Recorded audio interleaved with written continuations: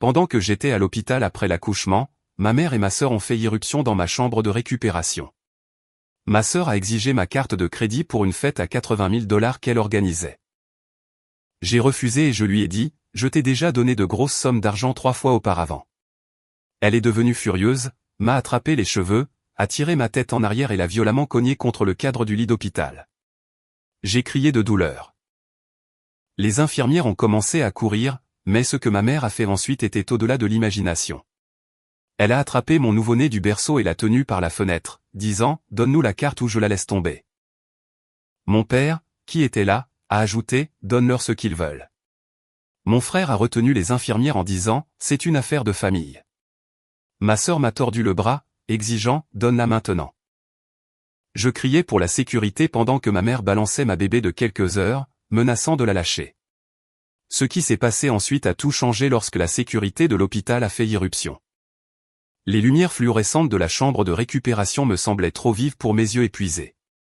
J'avais donné naissance à ma fille Nathalie à peine 4 heures plus tôt, et chaque muscle de mon corps me faisait mal avec une lassitude profonde que je n'avais jamais ressentie auparavant.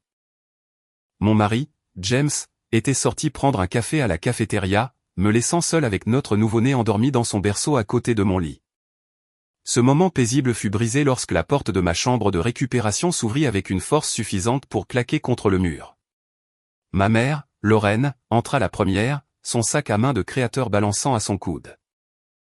Derrière elle vint ma sœur, Véronica, parlant déjà avant d'être complètement entrée dans la pièce. Mon frère Kenneth suivit, fermant la porte d'un clic décisif qui me serra l'estomac d'appréhension. Mon père, Gérald, arriva en dernier, son expression illisible alors qu'il se positionnait près de l'embrasure de la porte. « Nous devons parler d'argent », annonça Véronica, sans prendre la peine de saluer ou de reconnaître le bébé endormi paisiblement à quelques mètres de là. Elle sortit un papier plié de son sac à main et le brandit dans ma direction. « Je prévois une fête d'anniversaire pour Travis et moi. Nous sommes mariés depuis 10 ans et je mérite quelque chose de spectaculaire. » Je me suis efforcé de m'asseoir plus droite, grimaçant alors qu'une douleur me traversait l'abdomen. « Véronica, je viens d'avoir un bébé. Est-ce que cela ne peut pas attendre ? » « Non, ça ne peut pas attendre. » Elle s'approcha du lit, ses talons claquant sur le sol en linoléum. « Le lieu exige un acompte d'ici demain, et j'ai besoin de ta carte de crédit. Le total sera d'environ 80 000 $. Ma mâchoire tomba. 80 000 $? Tu es complètement sérieuse là. Lorraine s'avança, sa voix prenant ce ton sirupeux qu'elle utilisait quand elle voulait quelque chose. Ma chérie, la famille s'entraide. Tu as les moyens, et Véronica mérite cette célébration. 10 ans de mariage est un jalon. Je vous ai donné 40 000 $ l'année dernière pour votre rénovation de cuisine que vous n'avez jamais terminée, dis-je, regardant directement ma mère. Et Véronica, j'ai remboursé votre prêt automobile l'année précédente, ce qui représentait 35 000 $. Avant cela, j'ai couvert les frais de votre mariage, qui ont dépassé les 60 000 $. Je vous ai déjà donné d'énormes sommes d'argent 3 fois auparavant. Le visage de Véronica devint rouge. C'étaient des situations différentes. C'est mon anniversaire et je veux qu'il soit parfait. Travis s'attend à quelque chose d'incroyable et j'ai déjà dit à tout le monde que nous allions le faire au Grandview Estate. Alors tu aurais dû économiser pour cela, répliquai-je, essayant de garder ma voix stable malgré la fureur qui montait en moi. Je ne financerai pas une autre de tes fêtes. L'expression de ma sœur se transforma en quelque chose d'immonde. Elle se jeta en avant que je puisse réagir, ses doigts s'en mêlant dans mes cheveux. La douleur fut immédiate et choquante alors qu'elle tirait ma tête en arrière. J'eus à peine le temps de crier avant qu'elle ne claque mon crâne contre le cadre métallique du lit. Des étoiles explosèrent dans ma vision et un craquement écœurant résonna dans la pièce. « Sorcière égoïste » hurla Véronica, maintenant sa prise sur mes cheveux. « Après tout ce que nous avons fait pour toi. » Je crie. Le son me déchira la gorge alors que l'agonie irradiait à travers ma tête. La porte s'ouvrit en grand alors que 2 infirmières se précipitaient, leur visage passant d'une préoccupation professionnelle à l'horreur en voyant la scène. « Lâchez-la tout de suite » ordonna la première infirmière, se dirigeant vers le lit. Kenneth se posta sur son chemin, son gabarit bloquant son approche. « C'est une affaire de famille. Vous devez reculer et nous laisser gérer ça. » La deuxième infirmière tendit la main vers le bouton d'appel près de mon lit, mais Lorraine bougea avec une vitesse surprenante pour une femme de son âge. Elle traversa la pièce jusqu'au berceau où Nathalie dormait, ses mouvements délibérés et calculés. Mon cœur s'arrêta quand elle sortit mon nouveau-né des couvertures. « Maman, qu'est-ce que tu fais ?» Ma voix sortit étranglée par la terreur. Lorraine porta ma fille vers la fenêtre. Avant que je puisse comprendre ce qu'elle faisait, elle l'ouvrit en forçant le mécanisme de sécurité qui limitait normalement l'ouverture à quelques centimètres. La fenêtre s'ouvrit en grand. Nous étions au 4e étage. Tout mon corps devint froid alors qu'elle réajustait sa prise sur Nathalie, la positionnant plus près de l'ouverture. « Donne-nous la carte de crédit, » dit ma mère, sa voix étrangement calme. « Donne-la-nous tout de suite ou je la laisse tomber. » Le temps sembla ralentir. Mon nouveau-né, à peine âgé de 4 heures, pendait dans les bras de ma mère près d'une fenêtre ouverte. Les infirmières restaient figées, leur formation ne les ayant jamais préparées à une grand-mère menaçant sa propre petite-fille. « Vous êtes folle » hurlai-je, luttant contre la prise de Véronica sur mes cheveux. « C'est votre petite-fille. »« C'est un levier » répondit froidement Lorraine. « Tu es devenu trop égoïste, pensant que ton argent n'appartient qu'à toi. Nous sommes ta famille. Tout ce que tu as devrait être partagé avec nous. » Gérald prit la parole depuis sa position près de la porte. « Donne-leur juste ce qu'ils veulent. Facilite les choses pour tout le monde. Ça ne vaut pas la peine de se battre. » Pas la peine de se battre ? Je ne pouvais pas croire ce que j'entendais de la bouche de mon propre père. Elle menace de laisser tomber mon bébé. Véronica me tordit le bras derrière le dos, envoyant de nouvelles vagues de douleur dans mon corps déjà traumatisé. Donne la carte maintenant. Arrête d'être si difficile. Je criai à la sécurité, ma voix désespérée et tremblante.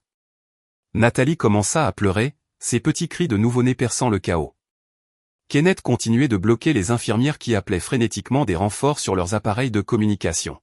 « Tu as 3 secondes, » dit Lorraine, rapprochant Nathalie encore plus de la fenêtre. La brise matinale ébouriffa la couverture d'hôpital du bébé. 3-2. La porte explosa vers l'intérieur alors que 3 gardes de sécurité faisaient irruption dans la pièce, suivis de James. Le visage de James devint blanc alors qu'il enregistrait la scène devant lui. Il se jeta sur Kenneth, prenant mon frère au dépourvu et le faisant trébucher en arrière. Les infirmières se précipitèrent et l'une d'elles se dirigea directement vers Lorraine. « Posez le bébé » hurla le chef de la sécurité, la main sur sa radio. « Posez-la maintenant !» Lorraine retira Nathalie de la fenêtre, mais continua de bouger, essayant d'utiliser le bébé comme bouclier. James avait plaqué Kenneth au sol, ses poings volaient.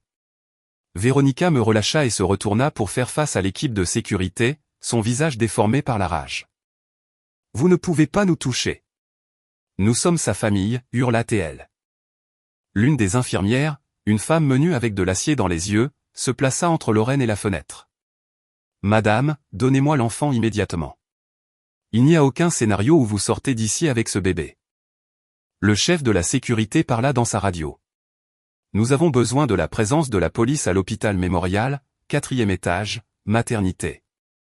Nous avons une agression en cours et un nourrisson en danger. » Ces mots semblèrent pénétrer la détermination de Lorraine. Ses yeux s'écarquillèrent en réalisant que la police était appelée. L'infirmière profita de sa distraction momentanée et, avec soin mais fermeté, prit Nathalie de ses bras.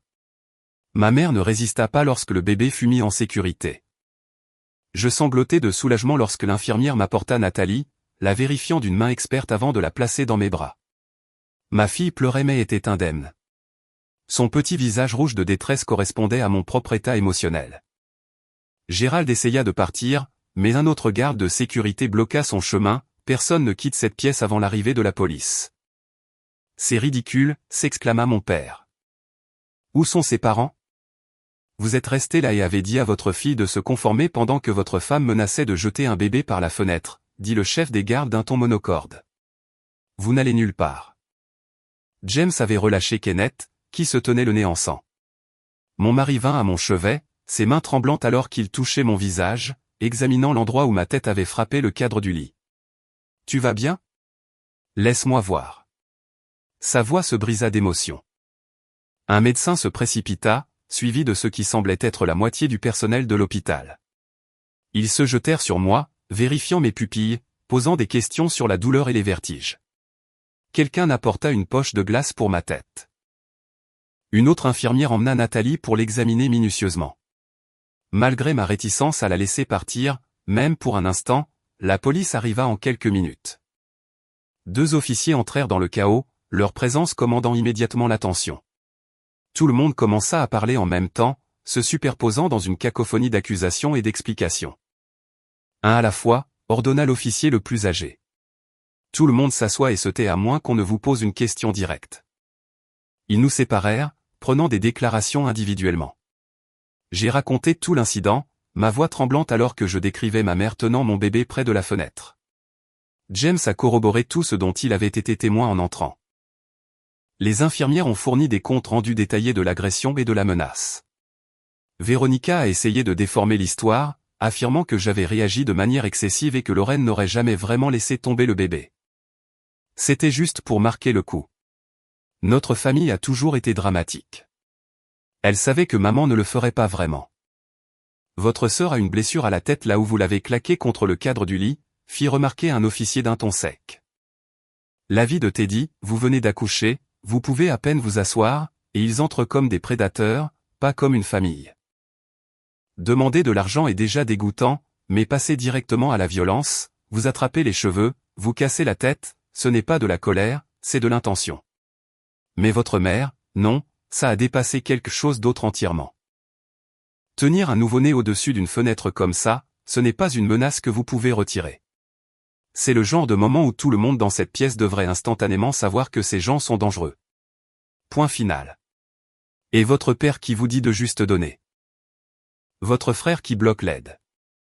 Chacun d'eux a choisi de protéger la cupidité plutôt que la vie d'un bébé. Laissez cela s'imprégner. Ce n'est pas dramatique. C'est une agression et des coups et blessures. Kenneth a affirmé qu'il essayait juste de calmer les choses en empêchant les infirmières d'aggraver la situation. Gérald a maintenu qu'il essayait simplement de désamorcer les tensions en m'encourageant à coopérer. Aucune des 2 explications n'a impressionné les officiers. L'administration de l'hôpital est arrivée, y compris le chef de la sécurité et un défenseur des patients. Ils ont été horrifiés par ce qui s'était passé dans leurs locaux. Le défenseur des patients s'est assis avec moi, m'expliquant mes droits et l'engagement de l'hôpital à porter plainte en mon nom pour l'agression.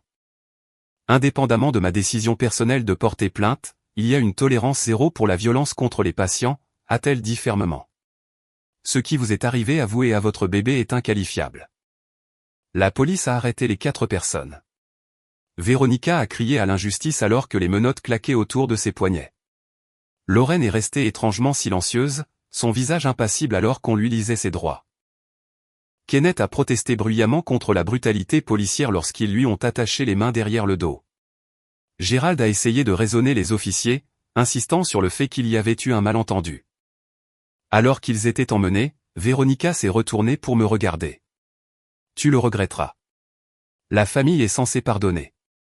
La famille n'est pas censée s'agresser ni menacer des bébés, ai-je répliqué, me surprenant de la force dans ma voix. Après leur départ, la chambre d'hôpital est devenue étrangement calme malgré le personnel restant. Une conseillère en traumatologie est apparue, offrant des services de soutien. Une assistante sociale est venue discuter de la planification de la sécurité. Le médecin traitant ma blessure à la tête a recommandé un scanner pour exclure une commotion cérébrale et j'ai été transféré en radiologie pendant que James restait avec Nathalie. Le scanner a révélé une légère commotion cérébrale mais pas de fracture. On m'a donné des instructions strictes concernant le suivi des symptômes et l'importance du repos, ce qui semblait presque risible étant donné que j'avais un nouveau-né à m'occuper. Il voulait prolonger mon séjour à l'hôpital pour observation, à la fois pour la commotion cérébrale et pour s'assurer que mon état émotionnel était stable. Les parents de James sont arrivés ce soir-là, après 3 heures de route après son appel. Sa mère, Vivi, m'a jeté un coup d'œil et a éclaté en sanglots avant de se ressaisir et de devenir farouchement pratique. Son père, Ronald, a parlé à la sécurité de l'hôpital au sujet d'une protection renforcée pendant le reste de mon séjour. Personne n'entre dans cette pièce sans l'autorisation explicite de vous ou de James, a dit Ronald. Peu importe s'ils prétendent être de la famille. Au cours des 24 heures suivantes, l'histoire s'est déroulée à travers des rapports de police et des consultations juridiques. Véronica a été accusée de voies de fait. Lorraine a été accusée de mise en danger d'enfant, de mise en danger imprudente et d'agression. Kenneth a été accusé d'entrave et d'ingérence dans les fonctions du personnel hospitalier. Gérald a été accusé de complicité et de non-assistance à personne en danger. Une avocate des victimes m'a contacté, m'expliquant le processus juridique à venir. Elle m'a aidé à obtenir une ordonnance restrictive contre les 4, que le juge a accordée immédiatement étant donné la gravité de l'incident et l'implication d'un nouveau-né. L'ordonnance leur interdisait de s'approcher à moins de 500 pieds de moi, de James, de Nathalie ou de notre domicile. La sœur de ma mère, Fiona, a appelé 2 jours plus tard, ayant entendu parler des arrestations par le bouche-à-oreille familial. Elle était le seul membre de ma famille élargie avec qui j'avais maintenu une relation décente, principalement parce qu'elle avait déménagé en Oregon il y a des années et ne communiquait avec le reste de la famille que sporadiquement. J'ai toujours su que Lorraine avait des problèmes de limites et d'argent, a dit Fiona au téléphone, sa voix lourde de tristesse. Mais ça dépasse tout ce que j'avais imaginé. Toi et le bébé, vous allez vraiment bien? Nous sommes physiquement bien, lui ai-je dit, réajustant Nathalie dans mes bras. Émotionnellement, c'est une autre histoire. Je ne t'en veux pas du tout. Ce qu'elle a fait était monstrueux. Fiona fit une pause. Je veux que tu saches que je suis là si tu as besoin de quoi que ce soit. Et je veux dire n'importe quoi. Si tu as besoin de quelqu'un pour témoigner sur la dynamique familiale, je le ferai. Son soutien signifiait plus que je ne pouvais l'exprimer. Cela a aidé à contrer les messages que je recevais d'autres membres de ma famille, la plupart d'entre eux prenant le parti de ma mère. Selon eux, je déchirais la famille pour de l'argent et j'exagérais les choses. Ma tante Teresa a envoyé un message texte particulièrement venimeux m'accusant de ruiner la vie de tout le monde en impliquant la police. Tu aurais pu juste donner l'argent à Véronica. Maintenant, regarde ce que tu as fait. Ta mère pourrait aller en prison parce que tu es égoïste. J'ai bloqué son numéro ainsi que plusieurs autres. James s'est occupé de la plupart des appels entrants, répondant aux plaintes et aux accusations avec une patience admirable avant de finalement changer complètement nos numéros de téléphone. Le procureur de district assigné à l'affaire, William Patterson, était minutieux et professionnel. Il nous a rencontrés à notre domicile après ma sortie de l'hôpital, examinant les preuves et discutant de la stratégie de poursuite. C'est l'un des cas les plus clairs que j'ai traités, a-t-il dit, examinant les photos de mes blessures prises par l'hôpital. Nous avons de multiples témoins, des preuves physiques et les propres déclarations des accusés qui jouent contre eux. Votre mère a admis avoir tenu le bébé près de la fenêtre. Votre sœur a admis vous avoir frappé. Leurs défenses sont essentiellement qu'ils ne pensaient pas que c'était grave. Quel type de peines envisageons-nous, demanda James, sa main cherchant la mienne. Compte tenu de la gravité, en particulier des accusations de mise en danger d'enfants, votre mère pourrait faire face à une peine de prison importante si elle est reconnue coupable. Les autres encourent des conséquences moins graves mais tout de même sérieuses. Cependant, je m'attends à ce que les avocats de la défense fassent pression pour des accords de plaidoyer. L'audience préliminaire a eu lieu 3 semaines plus tard. J'y ai assisté avec James et ses parents, laissant Nathalie avec la sœur de Vivien. Entrer dans cette salle d'audience et voir ma famille assise à la table de la défense était surréaliste. Ils avaient tous l'air diminués d'une manière ou d'une autre, plus petits que dans mon souvenir. L'avocat de Lorraine a tenté de faire valoir que ses actions avaient été mal interprétées, qu'elle n'avait jamais eu l'intention de faire réellement du mal. Le procureur a présenté le témoignage de l'infirmière, décrivant en détail clinique à quel point ma mère avait tenu Nathalie près de la fenêtre, comment le bébé avait été positionné, la hauteur de la chute au sol. La juge, une femme sévère nommée Patricia Thornton, a écouté les 2 parties avant de prendre la parole. Ce tribunal prend la sécurité des enfants avec la plus grande sérieux. Les preuves présentées suggèrent un acte délibéré d'intimidation utilisant un nourrisson comme levier. La caution restera telle qu'établie et tous les accusés continueront à respecter la distance de l'ordonnance restrictive des victimes. En quittant le tribunal, j'ai aperçu ma cousine Alexis qui attendait à l'entrée. Elle s'est approchée prudemment, son expression incertaine. « Je veux juste que tu saches que je te crois », a-t-elle dit doucement. J'ai grandi en regardant tante Lorraine manipuler les gens pour de l'argent. Ma mère n'a jamais eu le courage de lui tenir tête. Ce que tu fais demande du courage. Ces mots, inattendus et sincères, m'ont tiré les larmes. Merci. Ça compte beaucoup. L'affaire a traîné pendant des mois. Des négociations de plaidoirie ont commencé avec les avocats de la défense essayant de minimiser les conséquences pour leurs clients. Le procureur m'a tenu informé de chaque développement, de chaque offre et contre-offre. Pendant ce temps, le harcèlement des membres de la famille élargie s'est intensifié. Mon oncle Roger appelait au moins 2 fois par semaine, laissant des messages vocaux de plus en plus en colère. Il m'accusait de détruire la famille par orgueil et par argent, insistant sur le fait que ce qui s'était passé à l'hôpital avait été exagéré par un personnel médical trop zélé. Lorraine n'aurait jamais vraiment laissé tomber ce bébé, a-t-il crié dans un message. Tu connais mieux ta mère que ça. Toute cette histoire est une vengeance parce que tu as toujours été jalouse de la vie sociale de Véronica. Les accusations piquaient malgré leur absurdité. Je n'avais jamais envié les constantes planifications de fêtes et l'ascension sociale de Véronica. Au contraire, j'avais pitié de la façon dont elle mesurait sa valeur à travers des événements coûteux et l'approbation des autres. Mais les mots de Roger reflétaient ce que la plupart de la famille croyait, un récit qu'ils avaient construit pour éviter de confronter l'horrible vérité. Ma cousine Bethany est apparue chez nous un soir, contournant la sonnette pour frapper bruyamment et avec insistance. James a répondu pendant que je restais à l'étage avec Nathalie, écoutant la conversation via le babyphone. Elle doit retirer les charges, a exigé Bethany. Avez-vous une idée de ce que cela fait à la famille? Grand-mère Ruth a eu un AVC à cause du stress. Le mariage de tante Lorraine avec Gérald était déjà fragile et maintenant cela l'a complètement détruit. Les enfants de Véronica sont harcelés à l'école parce que leur mère est aux nouvelles pour avoir agressé quelqu'un. Cela déchire tout le monde. Votre famille s'est déchirée elle-même lorsqu'ils ont agressé ma femme et menacé ma fille en bas âge, a répondu James, sa voix dangereusement calme. Tout ce qui s'est passé depuis n'est que la conséquence de leur propre choix. Tu la montes contre nous, la voix de Betty monta en flèche. Avant de t'épouser, elle comprenait la loyauté familiale. Maintenant, elle agit comme si nous étions des étrangers. L'avis de Teddy, ils vous ont agressé quelques heures après l'accouchement. Ont essayé de vous soutirer de l'argent et ont utilisé votre nouveau-né comme monnaie d'échange. Et maintenant, ces mêmes personnes veulent pleurer à propos du stress et de la réputation. C'est insensé. Ce qui ressort vraiment, même après les arrestations, les tribunaux, les preuves, c'est que votre famille élargie continue de déformer la situation en faisant de vous le problème. Cela en dit long. Cela n'a pas commencé dans cette chambre d'hôpital. C'est tout un système qui protège les mauvais comportements depuis des années. Et James, il a dit exactement ce qui devait être dit. Personne ne vous a monté contre eux. Ils se sont exposés. Avant qu'elle ne m'épouse, elle subissait des abus financiers et des manipulations émotionnelles, a rétorqué James. Je ne l'ai monté contre personne. Votre famille l'a fait elle-même lorsqu'elle a décidé que l'argent était plus important que sa sécurité ou la vie de notre fille. Bethany est partie après avoir menacé de nous poursuivre en justice pour détresse émotionnelle, une menace qui n'a abouti à rien puisqu'elle n'avait aucune base légale. Mais la visite m'a secoué. Ces gens croyaient sincèrement qu'ils étaient les victimes, que mon refus d'être agressé et extorqué faisait de moi la méchante de cette histoire.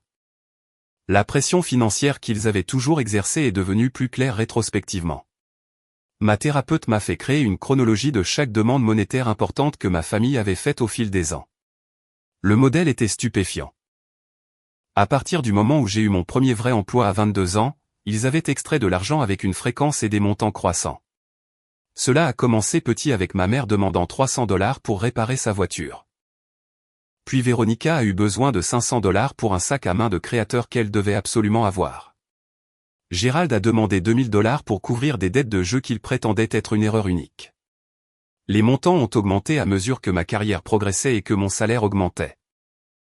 Au moment où j'avais 30 ans, l'année avant de rencontrer James, j'avais donné à ma famille plus de $200 000.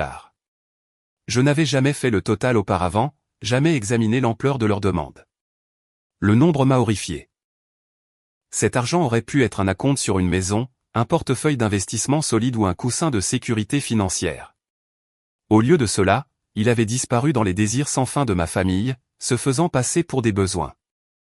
Ils vous ont appris à assimiler l'amour à l'accès financier, observa le docteur Reynolds lors d'une séance. Chaque fois que vous leur donniez de l'argent, vous receviez une approbation temporaire. Chaque fois que vous hésitiez ou refusiez, ils retiraient l'affection, ce qui vous faisait sentir coupable. C'est un cycle d'abus classique. Comprendre la manipulation a aidé, mais cela n'a pas effacé le chagrin. J'ai pleuré la famille que je pensais avoir, la mère que je croyais m'aimer inconditionnellement, la sœur que j'imaginais être mon amie. Ces personnes n'avaient jamais vraiment existé. Elles avaient été des rôles que les membres de ma famille jouaient quand cela leur convenait. Pendant ce temps, les parents de James ont prouvé ce à quoi ressemblait un véritable soutien familial. Vivian venait 3 fois par semaine pour aider avec Nathalie, sans jamais rien demander en retour. Ronald a aidé James à installer un système de sécurité chez nous, passant tout un week-end à s'assurer que nous nous sentions en sécurité. Il célébrait nos succès sans jalousie et nous soutenait dans les difficultés sans exigence.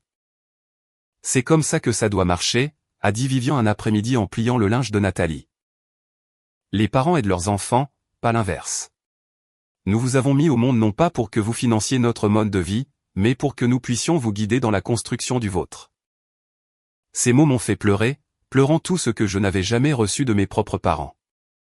Les médias se sont emparés de l'affaire. À l'approche du procès, un journal local a publié un article sur l'agression à l'hôpital. Et bien qu'il n'ait pas utilisé mon nom en raison des lois sur la protection de la vie privée des victimes, suffisamment de détails ont été inclus pour que les gens de notre communauté commencent à reconnaître l'affaire. J'ai reçu des messages d'amis exprimant choc et soutien, mais aussi d'étrangers qui se sentaient le droit de partager leurs opinions sur le pardon familial. Un email particulièrement méchant venait de quelqu'un se présentant comme thérapeute familial. Les enfants doivent à leurs parents respect et soutien, surtout en temps de crise. Votre mère a clairement agi par désespoir, et votre poursuite vindicative montre un manque fondamental de compassion et de maturité. Vous devriez chercher la réconciliation par la thérapie familiale. Et non détruire vos relations par le système juridique. Je l'ai supprimé sans répondre, mais les mots me hantaient. Une partie de moi portait encore cette culpabilité enracinée, cette voix insistant sur le fait que les bonnes filles n'envoient pas leur mère en prison. La thérapie m'a aidé à combattre ces pensées, mais elles persistaient comme de la fumée, toxique même en petite quantité. L'avocat de Véronica a été le premier à nous contacter, proposant un accord où elle plaiderait coupable de simple agression en échange de cours de gestion de la colère et d'une mise à l'épreuve. J'ai dit au procureur que je voulais qu'elle fasse face à de réelles conséquences, pas une simple tape sur les doigts. Elle m'a arraché des mèches de cheveux et m'a donné une commotion cérébrale quelques heures après que j'ai accouché, ai-je dit. Les cours de gestion de la colère ne traitent pas ce niveau de violence. Le procureur a accepté et a rejeté l'accord. L'affaire de Véronica est passée en jugement en premier, 6 mois après l'incident. J'ai dû témoigner, racontant l'attaque en détail devant un jury. La défense a tenté de me dépeindre comme vindicative, comme quelqu'un qui avait toujours jalousé le bonheur de ma sœur. Le témoignage de James a détruit ce récit. Il a décrit la scène dans laquelle il était entré, sa voix se brisant alors qu'il racontait avoir vu notre nouveau-né tenu près de la fenêtre. Les infirmières ont témoigné de la gravité de ma blessure à la tête et de leur évaluation professionnelle du danger dans lequel Nathalie se trouvait. Kenneth a accepté un accord de plaidoyer peu après la condamnation de Véronica, plaidant coupable d'entrave en échange de 6 mois de prison et de travaux d'intérêt général. Gérald a fait de même, recevant une peine similaire. L'affaire de Lorraine était la plus grave, et son avocat a combattu agressivement. Ils ont embauché des experts pour témoigner de son état mental, affirmant qu'elle avait été sous un stress extrême et n'avait pas réfléchi clairement. L'accusation a répliqué avec ses propres experts, qui ont examiné les preuves et conclu que les actions de Lorraine montraient une préméditation et une manipulation calculée. Son procès a duré 2 semaines. J'ai témoigné à nouveau, tout comme James et le personnel de l'hôpital. Le procureur a montré des photographies de la fenêtre démontrant la hauteur et le danger. Ils ont fait venir un expert en sécurité infantile qui a témoigné des blessures potentielles qu'une chute de cette hauteur causerait à un nourrisson. La défense m'a dépeinte comme une fille à succès qui avait abandonné sa famille en difficulté, comme quelqu'un qui étalait sa richesse tout en laissant ses proches souffrir. Ils ont essayé de suggérer que les actions désespérées de Lorraine provenaient de l'angoisse d'une mère voyant un enfant prospérer tandis qu'un autre luttait. Au cours de la présentation de la défense, plusieurs membres de la famille ont été appelés à témoigner de ma supposée froideur et de mon égoïsme. Ma tante Teresa a pris la barre, essuyant ses yeux avec un mouchoir en décrivant comment j'avais changé après avoir rencontré James, devenant matérialiste et distante de ceux qui m'avaient élevé. Elle était une si douce jeune fille, dit Teresa, sa voix tremblante pour les faits. Toujours prête à aider sa famille. Mais une fois qu'elle a commencé à gagner beaucoup d'argent, elle a agi comme si elle était meilleure que le reste d'entre nous. Elle a cessé de venir aux réunions de famille à moins que ce ne soit un jour férié majeur. Elle n'offrait plus jamais d'aide à moins que quelqu'un ne le demande spécifiquement. Le contre-interrogatoire du procureur a démoli son témoignage. Madame Morrison, n'est-il pas vrai que la défendresse a donné à sa famille plus de 200 000 $ au cours des 8 années précédant cet incident? Teresa se tortilla inconfortablement. Je ne connais pas les montants exacts, mais vous savez qu'elle a fourni un soutien financier substantiel à plusieurs membres de la famille à plusieurs reprises. Eh bien, oui, mais... Et vous-même avez reçu 15 000 $ d'elle il y a 3 ans pour ce que vous avez décrit comme des réparations d'urgence à domicile, n'est-ce pas? Le visage de Teresa devint rouge. C'était différent. Je l'ai remboursé. Selon les relevés bancaires, vous avez remboursé exactement 0 $ de ce prêt. Souhaitez-vous réviser votre déclaration concernant le remboursement? La salle d'audience se tut tandis que Teresa bafouillait une excuse. Le procureur passa à autre chose, démantelant systématiquement la représentation de moi par la défense comme une fille égoïste qui avait abandonné sa famille en difficulté. Mon oncle Roger a ensuite témoigné, affirmant que j'avais toujours été jalouse du bonheur de Véronica, et que les accusations d'agression étaient des représailles pour des griefs d'enfance. Le procureur a produit des messages textes que Roger m'avait envoyés au fil des ans, des dizaines d'entre eux demandant de l'argent pour divers stratagèmes et urgences. Dans plusieurs messages, il a explicitement menacé de monter d'autres membres de la famille contre moi si je ne me conformais pas à ses demandes. Cela ressemble-t-il à quelqu'un motivé par la jalousie infantile, demanda le procureur.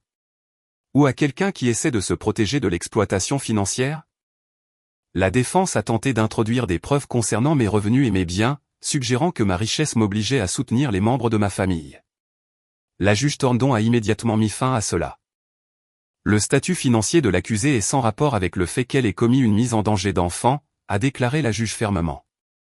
Ce tribunal n'acceptera pas d'arguments selon lesquels la richesse crée une obligation de se soumettre à l'extorsion. L'accusation a fait appel à un expert comptable judiciaire pour analyser mes dossiers financiers. Il a témoigné du modèle de transfert vers les membres de la famille, des montants croissants et de l'absence de remboursement malgré le fait que de nombreux transferts aient été caractérisés comme des prêts. À mon avis professionnel, a déclaré le comptable, cela représente un schéma clair d'exploitation financière. Les demandes ont augmenté en fréquence et en montant au fil du temps, ce qui est cohérent avec une escalade de l'abus plutôt qu'une aide temporaire authentique. Lors du contre-interrogatoire, la défense a tenté de suggérer que j'avais donné l'argent librement par amour et par devoir familial. Le comptable a repoussé avec des données montrant comment les demandes venaient souvent avec une manipulation émotionnelle et des menaces d'exclusion familiale si je ne me conformais pas. Une psychologue légiste a témoigné du contrôle coercitif et de l'abus financier au sein des familles. Elle a expliqué comment les agresseurs conditionnent leurs victimes dès l'enfance à accepter l'exploitation comme normale, comment ils utilisent la culpabilité et l'obligation comme armes, et comment ils intensifient leurs actions lorsque les victimes commencent à établir des limites.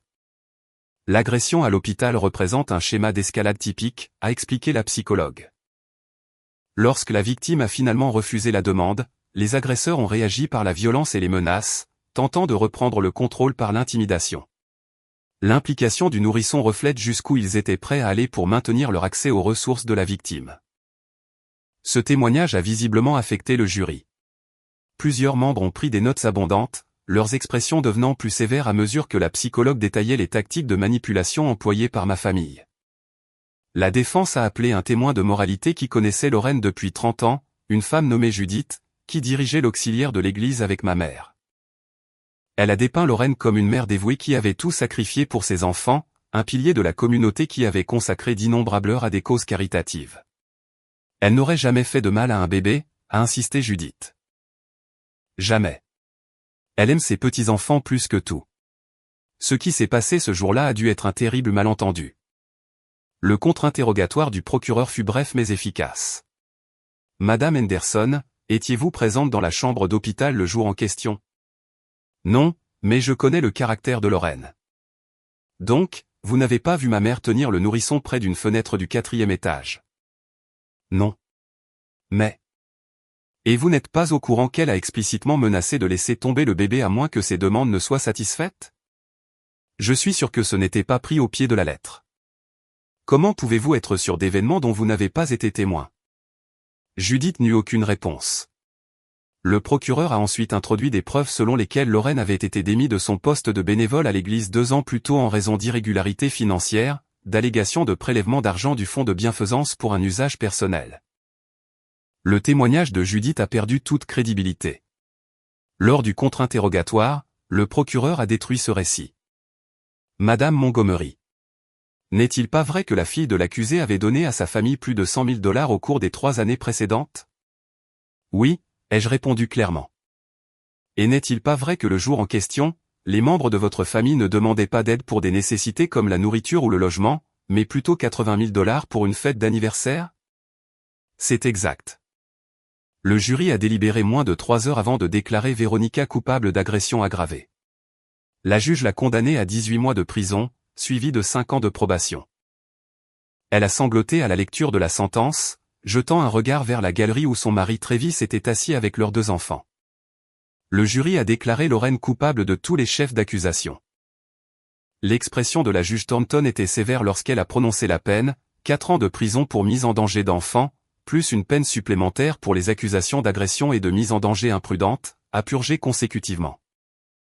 Au total, ma mère a reçu une peine de 7 ans de prison. La salle d'audience a éclaté dans le chaos. Les membres de la famille qui étaient venus soutenir Lorraine ont commencé à crier. L'un de mes oncles a dû être escorté par les huissiers après s'être jeté vers la table de l'accusation. James m'a serré contre lui pendant que la sécurité évacuait la pièce. Par la suite, la division au sein de ma famille est devenue permanente. La plupart de mes proches se sont rangés du côté de Lorraine et des autres, me considérant comme la méchante qui avait envoyé sa propre mère en prison. Ils ont organisé des collectes de fonds pour les frais juridiques et l'argent du commissariat, publiant sur les réseaux sociaux l'injustice des condamnations. Mais d'autres m'ont contacté en privé, partageant leurs propres histoires d'abus financiers et de manipulation au sein de la famille. Alexis m'a raconté la fois où Lorraine avait falsifié la signature de sa grand-mère pour accéder à un fonds fiduciaire. Fiona a révélé qu'elle avait déménagé en Oregon spécifiquement pour échapper aux demandes constantes d'argent. Votre mère fait ça depuis des décennies, a expliqué Fiona lors d'un de nos appels téléphoniques. Elle vous a élevé, toi et Véronica, à croire que la richesse familiale devait être communautaire, mais seulement quand cela la bénéficiait. Au moment où tu as établi une limite, tu es devenu l'ennemi. J'ai commencé une thérapie pour traiter le traumatisme, à la fois de l'agression et de l'acceptation de la vérité sur ma famille. Ma thérapeute m'a aidé à comprendre la dynamique des abus financiers et les tactiques de manipulation auxquelles j'avais été soumise pendant des années. Votre mère vous a entraîné dès l'enfance à croire que refuser ces demandes faisait de vous une mauvaise fille, a expliqué le docteur Reynolds lors d'une séance. Ce qui s'est passé dans cette chambre d'hôpital a été l'aboutissement d'une vie de conditionnement. Elle croyait sincèrement qu'elle avait le droit à votre argent, à votre obéissance et à votre soumission. La vie de Teddy, parce que maintenant ce n'est plus seulement un moment fou à l'hôpital. C'est toute une vie de contrôle qui a finalement été exposée. Cette chronologie de 200 000 $. Oui. Ce n'était pas de la générosité. C'était du conditionnement. Ils vous ont entraîné à donner. Et la seconde où vous ne l'avez pas fait, ils ont craqué. Et le procès, c'est ce qui a vraiment mis fin à tout ça. Chaque excuse qu'ils ont essayé aux familles, stress, malentendu a été déchiré par des faits réels. L'argent, les menaces, le schéma. Ils ne pouvaient plus se cacher derrière rien. Ce qui me frappe, c'est comment ils ont encore essayé de vous dépeindre comme égoïste alors qu'ils étaient là, après tout ce qu'ils vous avaient pris. Ce niveau de délire ne vient pas de nulle part. Ce sont des années d'impunité. Comprendre les schémas n'a pas effacé la douleur, mais cela m'a aidé à avancer. James et moi nous sommes concentrés sur la construction de notre propre famille, sur la création d'un environnement familial exempt de manipulation et de coercition financière. Nathalie est devenue une bébé heureuse et en bonne santé, ignorant les drames qui avaient entouré sa naissance. Vivian et Ronald sont devenus les grands-parents que Nathalie méritait, la comblant d'amour et d'attention sans contrepartie. Ils ne nous ont jamais demandé d'argent, n'ont jamais exigé l'accès à nos finances, n'ont jamais utilisé leur relation avec leur petite fille comme levier. C'est à cela que devrait ressembler une famille, a dit James un soir, regardant sa mère bercer Nathalie pour l'endormir. Des gens qui vous aiment sans condition. Les demandes financières n'ont pas cessé avec les condamnations. Des lettres ont commencé à arriver de prison, d'abord de Lorraine, puis de Véronica après son transfert pour purger sa peine. Elle demandait de l'argent pour des articles de cantine, pour des appels légaux, pour des fonds afin de rendre leur vie derrière les barreaux plus confortable. Chaque lettre contenait le même message sous-jacent, une bonne fille aiderait. Une sœur aimante les soutiendrait malgré ce qui s'était passé. J'ai renvoyé chaque lettre non ouverte. Finalement, elles ont cessé de venir. 2 ans après l'incident, Véronica a été libérée de prison, ayant purgé sa peine complète de 18 mois. Sa probation exigeait qu'elle maintienne la distance de l'ordonnance restrictive. Travis a divorcé de Véronica pendant son incarcération, citant l'agression et l'impact de ses actions sur leurs enfants. Il m'a envoyé un bref email s'excusant pour tout rôle qu'il aurait pu jouer en favorisant son comportement et exprimant l'espoir que Nathalie prospérait. Gérald a été libéré après avoir purgé 4 mois de sa peine de 6 mois pour bonne conduite. Il a essayé de me contacter via les médias sociaux, postant des messages publics sur le pardon et la réconciliation familiale. Je l'ai bloqué sur toutes les plateformes. Kenneth a purgé toute sa peine et a déménagé dans un autre état après sa libération. Selon Fiona, il a dit aux gens qu'il voulait un nouveau départ loin du drame familial, bien qu'il ait toujours maintenu le contact avec Lorraine et Véronica. Près de 3 ans s'étaient écoulés depuis ce terrible jour à l'hôpital. Nathalie était devenue une petite fille bavarde et curieuse qui aimait les livres et les dinosaures. James avait reçu une promotion au travail. Nous avons acheté une maison plus grande dans un quartier avec d'excellentes écoles. La vie continuait, façonnée par, mais plus définie par ce terrible jour à l'hôpital. Puis Véronica a été libérée de prison. Elle avait purgé sa peine complète de 18 mois, et sa probation exigeait qu'elle maintienne la distance de l'ordonnance restrictive. Elle a essayé de me contacter par des connaissances communes, envoyant des messages par des gens qui ne connaissaient pas toute l'histoire. Les messages suivaient un schéma familier, excuses initiales suivies de justification de son comportement, se terminant par des demandes d'argent maintenant qu'elle essayait de reconstruire sa vie. Je les ai tous ignorés. Lorraine avait encore des années à purger de sa peine. Selon Fiona, qui maintenait un contact minimal avec elle, ma mère restait convaincue qu'elle n'avait rien fait de mal. Elle me blâmait d'avoir réagi de manière excessive, blâmait le personnel hospitalier d'avoir appelé la police, blâmait le système juridique d'être trop sévère envers les mères. Elle est en fait fière d'elle, m'a dit Fiona, le dégoût dans la voix. Elle dit aux autres détenus qu'elle a fait ce qu'elle avait à faire pour faire comprendre à sa fille ingrate les obligations familiales. Cette révélation, aussi dérangeante fut-elle, confirma ma décision de maintenir une séparation complète. Ma mère n'aurait jamais reconnu la gravité de ce qu'elle avait fait. Elle ne s'excuserait jamais vraiment ou ne changerait pas de comportement. Elle se considérait comme une victime de mon égoïsme, et non comme quelqu'un qui avait commis des crimes graves. Pour le 4e anniversaire de Nathalie, nous avons organisé une fête dans notre jardin. La famille de James y a assisté, ainsi que des amis que nous avions rencontrés dans notre quartier et à la maternelle de Nathalie. En regardant notre fille souffler ses bougies, entourée de personnes qui l'aimaient sans arrière-pensée ni manipulation, j'ai ressenti une profonde gratitude pour le chemin que ma vie avait pris. Le traumatisme de cette chambre d'hôpital m'avait forcé à affronter des vérités inconfortables sur ma famille. Il avait brisé des illusions que j'avais entretenues pendant des années sur l'amour inconditionnel et la loyauté familiale. Mais dans l'espace laissé par ces illusions brisées, j'avais construit quelque chose de plus sain et de plus authentique. Parfois, je me demandais quels seraient les scénarios alternatifs. Et si je leur avais donné la carte de crédit ce jour-là? Et si j'avais continué à favoriser leur comportement, sacrifiant ma propre sécurité financière et mon bien-être émotionnel pour maintenir la paix familiale? La réponse était claire. Les demandes n'auraient jamais cessé. La manipulation aurait continué, s'intensifiant probablement jusqu'à ce que quelque chose d'encore pire se produise. Ma décision de porter plainte, de témoigner, de les voir condamnés et emprisonnés avait été la chose la plus difficile que j'ai jamais faite. Mais elle avait aussi été nécessaire. Elle avait établi des limites qui auraient dû exister depuis le début. Elle avait protégé non seulement moi et Nathalie, mais potentiellement de futures victimes de leur comportement manipulateur. James me trouva debout dans la cuisine après la fête, faisant la vaisselle pendant que Nathalie faisait la sieste à l'étage. Il me serra dans ses bras par derrière, posant son menton sur mon épaule. « À quoi penses-tu » demanda-t-il doucement. Comme la vie aurait pu être différente, avouai-je. Comme nous avons failli perdre Nathalie ce jour-là. Mais nous ne l'avons pas perdue. Elle est à l'étage, se remettant d'une crise de sucre après son gâteau d'anniversaire. Il me tourna pour me faire face. Tu as protégé notre fille. Tu as établi des limites. Tu as fait ce qui devait être fait. Je sais.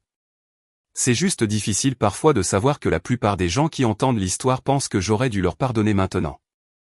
Ces gens n'ont pas vu leur mère balancer leur nouveau-né par la fenêtre du 4e étage, dit James fermement. Ils n'ont pas leur mot à dire. Il avait raison. Bien sûr, les gens qui critiquaient mes choix n'avaient pas vécu la peur, la violation, la trahison. Ils n'avaient pas vécu l'horreur unique de voir un parent menacer la vie de son enfant pour de l'argent. Leur jugement, aussi bruyamment exprimé soit-il, ne signifiait finalement rien. Nathalie appela de l'étage, réveillée de sa sieste. Je suis allé la chercher, la prenant dans mes bras alors qu'elle se frottait les yeux. « Tu t'es amusée à ta fête, ma chérie ?» ai-je demandé. « Trop amusant. On peut refaire une fête demain. » J'ai ri, l'embrassant sur le front. « Les fêtes d'anniversaire, c'est une fois par an, tu te souviens? Mais on peut jouer avec tous tes nouveaux jouets demain. » En regardant le visage souriant de ma fille, je savais avec une certitude absolue que j'avais fait les bons choix. Chaque décision difficile, chaque confrontation douloureuse, chaque moment de doute avait mené à cela, une enfant heureuse et en sécurité qui grandirait en comprenant que l'amour ne devrait pas venir avec des conditions ou des menaces. Les cicatrices de ce jour à l'hôpital sont restées, à la fois physiques et émotionnelles. Mais elles ont servi de rappel de ma force, de ma capacité à protéger ce qui comptait le plus, de ma volonté de rester ferme, même si cela me coûtait la famille que j'avais connue toute ma vie. Quelque part, Lorraine était assise dans une cellule de prison, peut-être toujours convaincue qu'elle avait été lésée. Véronica complotait probablement son prochain coup, sa prochaine tentative d'extraire de l'argent ou des faveurs. Kenneth et Gérald avaient disparu dans leur propre vie, racontant probablement des versions édulcorées des événements qui les dépeignaient comme des victimes incomprises. Qu'ils fassent ce qu'ils veulent. J'avais tout ce dont j'avais besoin ici. Une fille qui ne douterait jamais de mon amour. Un mari qui me soutenait dans les pires moments. Et la certitude que j'avais choisi sa sécurité plutôt que leur manipulation, cela valait plus que n'importe quelle somme d'argent, n'importe quelle connexion familiale, n'importe quelle fausse paix construite sur mon silence et ma conformité. Le personnel de l'hôpital nous avait sauvés ce jour-là lorsqu'ils avaient fait irruption dans la pièce, lorsqu'ils avaient pris Nathalie des bras de Lorraine, lorsqu'ils avaient appelé la police malgré les protestations de ma famille. Mais le véritable salut était venu dans les jours et les mois qui ont suivi, lorsque j'avais choisi de poursuivre la justice plutôt que le pardon, la responsabilité plutôt que la réconciliation. Certains ponts sont censés brûler. Certaines familles sont censées être laissées derrière. Et certaines mères découvrent leur plus grande force non pas en maintenant des relations toxiques, mais dans le courage de les rompre complètement.